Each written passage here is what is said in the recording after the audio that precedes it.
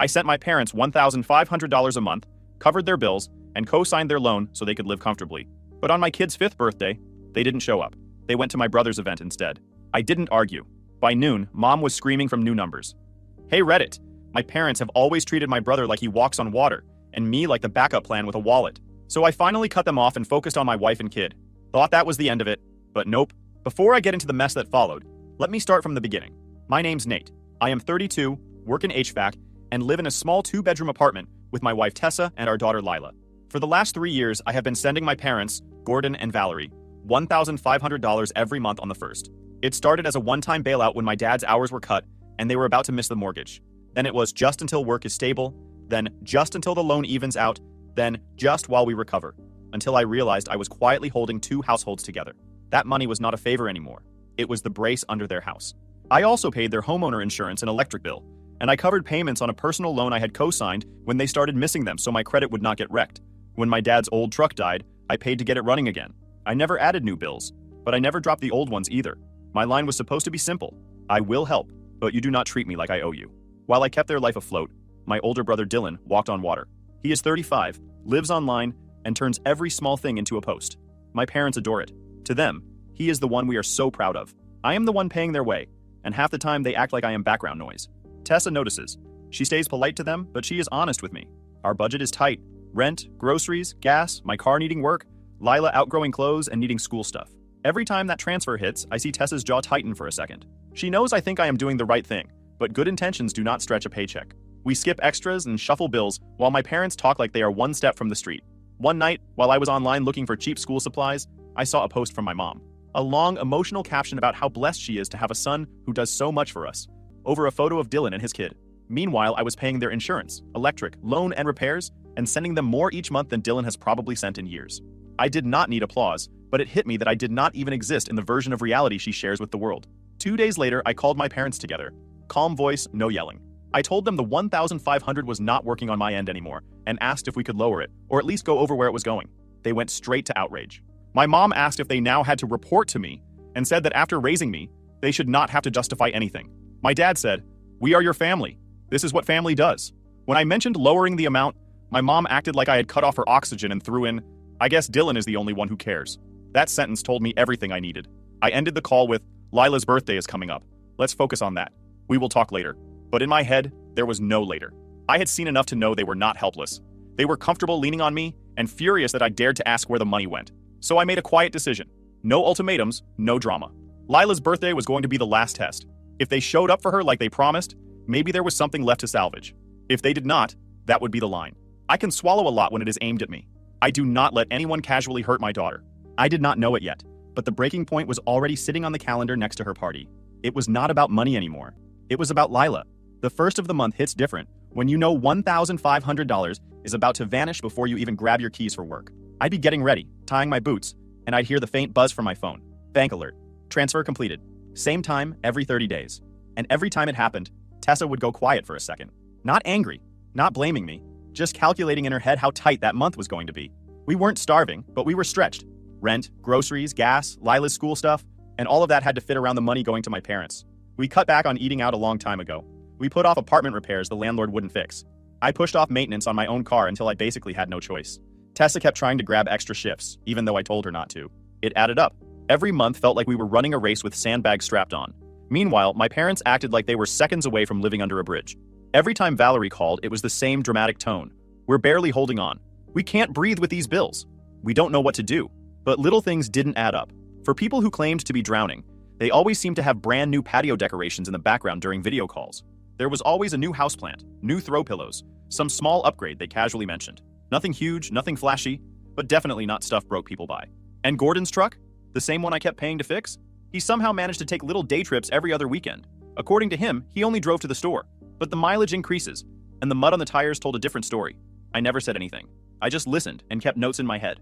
Then, one night after work, I was sitting on the couch scrolling through my phone, trying to see if there were any decent sales on school supplies for Lila. That's when I saw it. A Facebook post from Valerie. A big, flowery paragraph with a picture of Dylan and his kid, Miles. "Feeling blessed today? So grateful for our amazing son Dylan. Always doing so much for us. So proud of the beautiful family he's built." Long story short, she wrote an entire essay praising him for existing, not helping with bills, Not showing up for anything, just being her golden boy. Comments were full of relatives gushing over him too. I didn't react. Not outwardly. I didn't go to Tessa with it. I didn't even roll my eyes. I just kept reading and locked it in mentally. Meanwhile, I was paying their insurance, electric, loan, repairs, and sending them more money per month than Dylan had probably sent them in a decade combined. I didn't need a trophy. I just didn't like being played. And I definitely didn't like being treated like I was the lesser son when I was the one keeping their lights on. 2 days later, I decided I was done letting things slide. I called Gordon and Valerie together. No anger, no yelling, just direct. Look, I said, the $1,500 isn't working on my end. Things are tight here. Either we lower the amount for a while, or I need to know exactly where that money's going. They took it the exact wrong way. Valerie immediately got dramatic. So now we report to you? You think we're lying? We raised you. We shouldn't have to justify anything. Gordon chimed in with the usual guilt lines. I can't believe you talk to your parents like this. We're your family. This is what family does. The whole thing played out like a script they had practiced. Not once did they ask if we were okay. Not once did they acknowledge the pressure on our household. And the second I mentioned lowering the amount, Valerie acted like I was cutting off her oxygen supply. She even threw in the classic, I guess Dylan is the only one who cares. That one was meant to sting. It didn't. It just made things clearer. I didn't argue. I didn't explain anything twice. I just ended the conversation with a simple, steady line. Lila's birthday is coming up. Let's focus on that. We'll talk later. But I already knew. We weren't talking later. I had seen enough. They weren't struggling. They were comfortable leaning on me. And the moment I asked for anything reasonable, they acted betrayed. So I made a decision. Quiet, firm, no drama. Lila's birthday weekend would be the final test. If they respected her enough to show up, maybe there was something left to salvage. If they didn't, then things were going to change fast. A few nights before the party, I called Valerie to confirm. Just checking in. You two are still coming Saturday, right? She sounded breezy, cheerful, almost overly sweet. Of course we're coming. Wouldn't miss it. I didn't answer with excitement. I didn't reassure her. I just said, all right. And when I hung up, I wasn't hopeful. I wasn't counting on them. I wasn't imagining happy family moments. I was watching, and I was ready. Lila had been talking about her birthday for weeks. Not because she expected anything fancy, she's 5, but because she loves the idea of everyone being together. So Tessa and I decided we'd make the most of what we had. Tessa baked a chocolate cake the night before, the kind that sinks a little in the middle but tastes better than anything you could buy at a bakery. I set up a little game corner with coloring pages, plastic bowling pins, and a tiny ring toss set I found on sale. It wasn't Pinterest perfect. It was homemade, real, and built for a kid who didn't care about price tags. Lila woke up excited, bouncing in the hallway in her purple dress before I'd even finished brushing my teeth. She kept asking what time it was, how long until her friends arrived, if Grandma and Grandpa were already on their way. I kept the energy up. Jokes, high fives, everything to keep her in that birthday mood. Around noon, the first kids started showing up with their parents. They brought small gifts, books, a puzzle, a stuffed animal. Tessa handled the parent chat while I ran the kid zone. I'm good with kids. They like straightforward people. I showed them how to bowl with the plastic pins, made a big show of pretending to lose, let them gang up on me in ring toss. Lila was right in the middle of all of it, laughing, running around, showing her friends the decorations. But every few minutes, she'd drift toward the door. She didn't stand there dramatically or anything. She'd just glance at it, tilt her head, then bounce back to whatever we were doing. Each time, she said the same thing. Are Grandma and Grandpa almost here? Each time, I said what a dad says to keep the mood steady. They'll get here soon, kiddo. Come on, let's play. I kept my tone light, but I was watching the clock. The party started at 1. Valerie had confirmed they were coming. Gordon had grunted something like yeah in the background when she said it, so I expected them to walk in at some point. Not early, they're never early, but before the cake at least. 2 o'clock passed. No call. 2:30, nothing. 3 o'clock. Still nothing. Tessa kept checking her phone discreetly. I could tell she was trying not to let it bother her, for Lila's sake, but her eyes said everything. We lit the candles around 3:15, because the kids were already getting restless. Lila stood in front of the cake, blowing at the candles before we finished singing, and she was smiling, but her eyes kept darting to the door. When the candles went out, she looked again. Still no one. After cake, we opened gifts. Lila said thank you after every single one, even though she was clearly distracted. I kept the energy up, interacting with the kids, joking with the parents, but in the back of my mind, I was keeping track of the time like I was timing a job. 3:30, 3:45, 4. The last of the parents arrived to pick up their kids. They thanked us for the party, complimented the cake, told Lila happy birthday. She said thank you back, soft but polite, still glancing at the door. When the final family left and the door closed behind them, the apartment suddenly felt quiet. Lila stood in the middle of the room, still holding the bow from one of her presents. She looked up at me. Daddy? She said. Did Grandma and Grandpa forget? I crouched in front of her. No, I said gently. They didn't forget. They just didn't make it. Why? Her voice cracked a little. I try to be plain with my kid, but I don't dump adult problems on her. So I said the simplest truth I could. Sometimes grown-ups don't make good choices, but that's not your fault. You didn't do anything wrong. Her eyes filled up and she stepped forward, pressing her face against my shirt. Not a loud sob, not a tantrum. Just that small, quiet cry that hits deeper because she's trying to hold it in. I held her. Slow, steady, no extra talking. Tessa came over and rubbed her back, and we just let Lila cry for a minute. A few minutes later, she sniffed, wiped her eyes, and asked if she could go play with her new coloring book. I told her yes, and she went to her room. When the door closed, I stood up and looked at Tessa. She didn't have to say anything. She already knew I wasn't brushing this off. I've taken disrespect from my parents before, but this wasn't about me. This was about Lila. They hurt her without even blinking. Tessa waited, watching me, letting me speak first. "They're done," I said. My voice wasn't loud, but it was final. "After today, they're not doing this again. Not to her." Tessa nodded once. No argument, no hesitation. Then I walked to the table, pulled out my laptop, and opened my bank account. Tessa turned off the faucet and walked over. The monthly transfer, $1,500, set to hit on the 1st, was still queued for the next cycle. I clicked into the settings, disabled it, confirmed the cancellation, and watched the screen refresh. Gone. That money had moved like clockwork for 3 years. Never late, never missed. It kept their mortgage handled, kept their day-to-day easier, kept them steady. And they couldn't show up for a child's birthday party they'd confirmed twice. Next, I opened the insurance account. I'd been paying their homeowner insurance monthly ever since Gordon claimed they just needed help catching up. Catching up turned into depending on me. I clicked Remove Payment Method, ignored the warning prompts, and shut that off too. The electric bill was next, the one they always pretended was overwhelming them, even though they never once thanked me for covering it. That account had my card saved under Primary Payer. I deleted it. Another confirmation screen. Gone. Tessa sat beside me quietly. She didn't push, didn't question. She just stayed close, because she knew exactly why I was doing this. After that, I pulled up the loan portal. The personal loan I co-signed 2 years ago was still hanging off my credit. I filed a lender release request to be taken off as co-signer. Those only move if the bank approves it or they refinance. But I wanted the review and the paper trail, on record given their missed payments and the way I'd been backstopping them. If they wanted that loan, they could hold it themselves now. Then I made one last list. All the times Gordon's truck had broken down and I'd covered repairs without complaining. I didn't have to click anything for that one. I just made the decision. No more mechanic bills. No more shop visits under my name. If the truck died again, it died on him. When everything was done, I leaned back and cracked my knuckles. Not out of satisfaction, just out of routine. I've handled tight budgets, broken units, busted AC coils, and all kinds of problems at work. This felt the same. A job that needed doing. "Do you want to wait for them to call?" Tessa asked. "No," I said. "Not this time." I pulled out a notebook, wrote down the math, because I wanted to see it on paper. $1,500 per month, 12 months a year, 3 years. That's about $54,000. $54,000 that didn't go to Lila's savings, or rent, or repairs, or even a down payment on something better. And that was just the cash. That didn't include the insurance, the electric, the loan risk, the repairs. If I added those, the number got ugly fast. I stared at the total. Tessa rested her hand on my shoulder. "Are you okay?" "Yeah," I said. "I'm good. I should have done this earlier." I wasn't talking loud. I didn't need to. The finality was already in the room. I picked up my phone next, opened the contact list, pulled up Gordon first, then Valerie. I blocked their numbers. Calls, texts, everything. They could scream into the void if they wanted to, but I wasn't giving them access to me tonight, or tomorrow, or anytime soon. "You really don't want to hear their side?" Tessa asked quietly. "They had their chance," I said.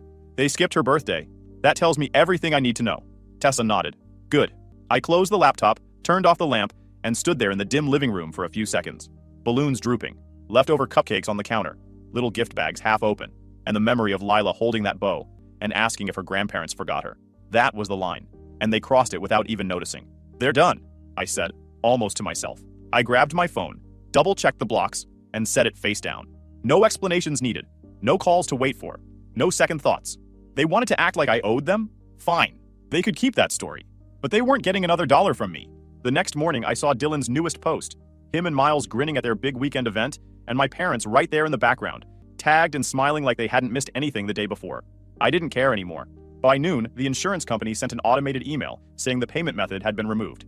An hour later, the electric company sent a past due alert that still hit my inbox, because my email was listed as the contact on the account. I deleted both emails. Around 3 p.m., my phone rang. An unfamiliar number. Local area code, but not saved. I already knew what that meant. When someone's blocked, they don't just stop calling. They find another way to get through. I answered because I wasn't dragging this out for days. Valerie didn't even breathe first. "What did you do?" She snapped, her voice already pitched high. "Everything is bouncing. The insurance, the electric. We're dealing with a mess because of you." "I'm sure you'll figure it out," I said calmly. "Don't you take that tone with me. You can't just cancel things without telling us. We rely on that money." I noticed. She gasped like she'd been insulted personally. "You stole from us." "It was my money," I corrected. "It was our money. You said you would help. You said you'd take care of us." I said I'd help when you needed it, I said. I didn't sign a contract to fund your life forever. I heard Gordon in the background. Give me the phone, he barked. There was fumbling. Then his voice came through, clipped and irritated. What's your problem, Nate? No problem, I said. Just ending something that should have ended a long time ago? You blindsided us. We had things planned. Bills lined up. You know how tight things are here. Tight? I asked. Tight enough to skip Lila's birthday and go celebrate Miles's event weekend with Dylan? Silence for a moment. Then Gordon went defensive. Don't start with that. We had plans with your brother. Something important came up. You confirmed you were coming. That changed, he snapped. And we're not going to feel guilty for spending time with Dylan's family. You don't have to feel guilty, I said. But you're not getting paid for it, he huffed. So you're punishing us? No, I said. I'm done rewarding people who disrespect my kid. Dramatic, he muttered. Lila's fine. She's fine because Tessa and I made her fine. Not because you showed up. He sighed. The fake, disappointed dad tone he loved to use. You know, this is exactly why being around you is exhausting. Everything with you is stressful. Dylan's home is relaxing. His life is put together. Yours is always something. Tessa looked up from across the room, eyebrows tightening. I kept my voice level. You think my house is stressful because I don't let people walk over me? That's not what I said. It's what you implied. He clicked his tongue. You're imagining things. We are struggling. Everything is expensive these days. You have no idea what we deal with. I paid your insurance, your electric, your loan, your repairs, and sent you $1,500 every month. I know exactly what you dealt with. That money kept us afloat, he snapped. It was ours. You offered. Nobody forced you. And now I'm done offering, I said. You can't just pull the plug because you're mad about one birthday, he growled. It wasn't one birthday. It was just the clearest example. He paused, then threw another jab. You think Dylan would do this? He wouldn't. He knows how to treat his parents. Then let Dylan take over, I said. He loves the spotlight. I'm sure he'll enjoy being the hero. You're being ridiculous, he barked. Turn everything back on before the first. We're not playing with you. I'm not turning anything back on. You can't. I already did. More silence. The kind where they realized yelling wasn't going to change anything. Valerie yelled something in the background. Ungrateful. After all we did. The usual greatest hits. I didn't let it land. Gordon lowered his voice, trying one last tactic. We raised you. We gave you everything. And this is what we get? You raised me, I said. And I helped you for years. But that doesn't give you ownership over me, my wife, or my kid. He didn't have a comeback. Just breathing on the line, angry and stuck. I'm done talking, I said. If you hang up, don't expect us to forgive this. I'm not asking for forgiveness. Then I ended the call. No yelling, no explaining, no repeating myself. I set the phone down, screen facing the table. Tessa watched me for a second. They're losing it, aren't they? Yeah, I said. But I'm done. They can lose it without me. And that was the part that mattered. I was finished. The morning after the fallout call, things were calm for maybe 4 hours. Long enough for me to grab coffee, get Lila to school, and head out to my first HVAC job of the day. I wasn't expecting peace. People who feel entitled don't go quiet. But I figured they'd need time to regroup. Around lunchtime, I got a text from Tessa. Your mom called me. I called her immediately. She picked up fast. You good? I asked. Yeah, she said. Just irritated. What did she say? Tessa sighed. She started out crying, saying she's sorry if she came off harsh before. Then she switched and said you're being stubborn and hurting them for no reason. She said you're stressed, not thinking clearly, and you need someone to talk sense into you. My jaw tightened. She really tried that. She also said you're lashing out, and she's worried about the pressure you're under, which is ridiculous because you're the calmest guy I know. Anything else? Yeah. She said you're jeopardizing their safety, and she said maybe I could convince you to be reasonable. I kept my tone even. You didn't entertain it, right? Not for a second, Tessa said. I told her I wasn't getting between a husband and his boundaries, and if she has a problem, she needs to talk to you directly, which she already knows you aren't accepting calls from. Good. That's why she's my wife. Don't answer her again, I said. At all. Wasn't planning on it. The second I ended that call, my phone buzzed. A text from Gordon. Mom's in the hospital. Call now. No details. No location. No hint of what happened. Just a manipulative demand. I opened the message, stared at it, and typed one line. Which hospital? No answer. So I called the 3 nearest hospitals myself. No Valerie, no record, nothing. 10 minutes later, Gordon finally texted back. We meant she's not feeling good. She's very upset. You should call. She needs you. There it was. The backpedal. They couldn't even keep the lie straight. I responded, don't use fake emergencies. That lane is closed. He replied instantly, wow, heartless. She raised you. And this is how you treat her when she's unwell? I didn't bother texting back. I blocked that number too. But they had more numbers. Around dinner time, another unfamiliar number popped up. I let it ring. When it stopped, a voicemail came through. Valerie's voice, trembling in that dramatic way she uses when she's trying to sell a story. You're breaking your mother's heart, she said. You're not the son I raised. You're selfish and cruel, and we don't deserve this. She hung up after that. I deleted it. If they wanted me to feel guilty, they needed a different target. Lila was playing with blocks on the floor, humming. That was the only thing I cared about, not performative voicemails. A few hours later, another text came in from a new number. We're speaking with someone about the loan. You'll be legally responsible for dropping support without notice. Gifts aren't a legal obligation. There's no duty to keep funding adults, so I wasn't biting. I almost laughed. They always picked the wrong angle. The loan they were threatening me with? The one I co-signed? It only existed because they begged me to attach my credit to it. I screenshotted the message and sent it to Kira, my lawyer friend who works in family and financial law. She called 10 minutes later. They're bluffing, she said. There's no legal standing. You didn't default on anything. You simply removed your voluntary payments. They can't weaponize a loan you co-signed when they've been the ones misusing it. Figures, I said. She continued. If they escalate again, let me know. Paper trails help. Thanks, I said. Hopefully it stops soon. It won't, she replied bluntly. People who depend on someone else financially don't let go cleanly. She was right. That entire day was them clawing at any access point they could find. Work, my wife, fake emergencies, guilt, threats, but they never came to the apartment. Not yet. They were sticking to the psychological pressure, the social pressure, the manipulation. And every time they tried one angle, I blocked that door permanently. By the time I sat down that night, I'd blocked 4 new numbers, deleted 2 voicemails, dismissed multiple lies, and shut down the nonsense about the loan. Tessa sat beside me on the couch. They aren't stopping, she said. They will, I replied. Or they'll run out of ways to reach me. She leaned against me quietly. Lila was asleep in her room, safe and happy, unaware of the chaos outside our walls. They're panicking, I added. But I'm not bending. That wasn't anger talking. It was a simple fact. They were escalating. But I was done. The next week on Tuesday, we were eating a late breakfast. Lila was at school when the door buzzer went off. I checked the camera on my phone. Gordon and Valerie standing there like they owned the hallway. Tessa looked at me. You want me to lock Lila's room and step out for a bit? Nah, I said. She's at school. We'll handle this. I opened the door but kept the chain on. Half the door cracked. That's it. Gordon immediately tried to push his way in with his shoulder, like this was still his house, and I was 16. You can stop right there, I said, not raising my voice. You're not coming in. Valerie did that tight-lipped fake smile. We're not here to fight. We're here to talk like adults. You don't show up uninvited after everything you pulled and say, talk like adults. Say what you came to say, right here. Gordon leaned forward. You're acting like a child, Nate. This has gone far enough. It went far enough when you skipped my kid's birthday. That was the finish line. Valerie rolled her eyes like I was being dramatic. Oh my God. We said we were sorry about the party. You're still stuck on that? Lila won't even remember. I felt my jaw tighten. Don't ever talk about my daughter like she's an inconvenience again.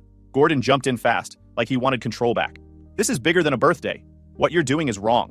You're cutting off your parents. You're humiliating us. I'm not humiliating you. You did that to yourselves. Valerie huffed. You don't get to decide that. We raised you. We supported you. We are your parents. And I supported you for 3 years, I said. $1,500 every month. Your insurance, your electric, your loan, your truck. You don't get to rewrite reality now. Gordon's eyes narrowed. That money was help you offered. We didn't force you. Right. And now I'm done offering. Valerie made a sharp little laugh. You hear him? She said to someone I couldn't see. He thinks he can just drop us like we're nothing. Then I heard the speaker. A faint echo behind her voice. Dylan. And there it was. The setup. Gordon turned his phone slightly so I could see Dylan's face on the screen. Big smug look, like he was walking into a courtroom he thought he already won. Nate, Dylan said loud, performing right out the gate. What are you doing, man? Mom's crying every day. Dad's stressed out. You're tearing this family apart. I looked at him for a second. You on speaker because they need backup? Don't do that, he snapped. I'm here because someone needs to talk sense into you. Cool. Start by listening instead of preaching. He scoffed. I've listened to enough. You cut them off because you got your feelings hurt. Over a kid party. That's not how a grown man acts. Careful, I said. You're speaking about my daughter again. Valerie waved her hand at me like I was a dog barking. Stop acting tough. You're not scaring anybody. I smiled a little. Not because it was funny, but because she really didn't understand the position she was in. I'm not trying to scare anybody. I'm just not letting you in my house. Different thing. Gordon stepped closer. We didn't come here to argue. We came here to settle this. You're going to turn the payments back on. I stared at him. No. That's not an option, Valerie snapped. You're in a position to demand nothing. Dylan cut in again, louder. Nate, you're making yourself look insane. You're punishing them for visiting me. You're jealous, man. Just admit it. I laughed once, dry. Jealous of what? You want the truth? Here it is. Gordon started to interrupt, but I kept going. You two didn't just miss the party. You confirmed you were coming, then went to Dylan's weekend event instead. I saw the photos. Smiling. Tagged. Like my kid didn't exist. Then you called me from random numbers, screaming that I stole your money. Then you called my wife privately, trying to turn her against me. Then you faked a hospital emergency by text to bait me. And when that didn't work, you threatened me with a loan I only co-signed because you begged. Silence. Not from Gordon and Valerie. They were red in the face. But from Dylan. The smugness dulled a bit. Valerie found her voice first. You're twisting everything. No, I'm listing it. Gordon snapped. We did not fake anything. Your mother was sick. You told me she was in the hospital. I called 3 hospitals. Nothing. Then you said we meant she wasn't feeling good. That's a lie, Gordon. Valerie raised her chin. We were trying to get your attention because you were acting heartless. I was acting like a man who doesn't get played. Dylan jumped in, trying to pull the spotlight back. Okay, even if that stuff happened, you still don't treat your parents like this. You could have just talked to them. I tried. They exploded. And you, I said, looking straight at his face on the screen, you didn't even know about any of that because they didn't tell you the parts that make them look bad. Valerie snapped. Dylan knows enough. Oh yeah, I said. Ask him if he knew I've been sending $1,500 a month for 3 years, plus bills. Ask him if he knew that's why my budget's been tight. Ask him if he knew you've never once thanked me, but you'll write a public love letter to him for breathing. Dylan blinked. Wait, what? Gordon stiffened. Valerie shot a look at the phone like she wanted to yank it away. I kept my voice even. You didn't know? That's interesting. You're always the hero, but you didn't even know I've been funding them. Dylan's face shifted. Mom? Dad? Valerie jumped in fast, defensive. We didn't want to burden you with that. You have your own family. So he was paying all that? Dylan asked, frowning now. Don't get dramatic, Gordon barked. He offered. Yeah, I said. Because they were barely surviving. Meanwhile, they're traveling to you multiple times a year, buying new stuff, acting broke only when they call me. Dylan stared at the screen like his brain was catching up late. Why wouldn't you tell me? Valerie snapped at him. Because you don't need to be involved. Gordon leaned forward toward me again. This is between us, not him. You're still wrong. You don't abandon your parents. I didn't abandon you, I said calmly. I stopped being your wallet. Valerie's voice went sharp. You think you're so tough. You think you're the only one with a kid. Dylan's kids matter too. Never said they didn't, I said. But you don't treat my kid like an afterthought and then demand cash like it's rent. She opened her mouth again, but I cut her off. We're done here. Leave. Gordon grabbed the chain like he might rip it off. You don't get to end this? I do. This is my door. I looked at Dylan on the phone. If you want to talk, we'll talk later without them running the show. Otherwise, this is finished. Then I shut the door. Chain still on, deadbolt after. Tessa was standing behind me with her arms crossed. That was wild. Yeah, I said. Yeah, They thought bringing Dylan would scare me. Fast forward a couple months. Dylan called me at night, and this time it was just him. No speaker, no parents coaching in the background. Man, he started, voice tired. They're living with us now. I didn't say anything. They lost the house. They said it's temporary, but it's bad. Rena's losing it. They took over the guest room, complain about everything, act like they own the place. Mom keeps crying about you. Dad is snapping at the kids. It's messing up our house. Yeah, I said. That's what they do. He swallowed. Rena wants them gone. I get why now. I didn't before. Now you do. He went quiet, then said the line I knew was coming. Can you take them for a while? Just a couple months so we can breathe? No. Nate, no, I repeated. Calm. Final. They don't step into my home again. Not after what they did to Lila. Not after trying to mess with my job and my wife. They're yours to deal with. He sounded strained. You're serious. Dead serious. He didn't argue after that. Just sighed like a guy who finally realized the weight he'd been dodging was real. After that call, things stayed quiet. Not because they suddenly learned respect, because they ran out of ways to reach me that mattered. I don't regret cutting them off. I regret waiting as long as I did.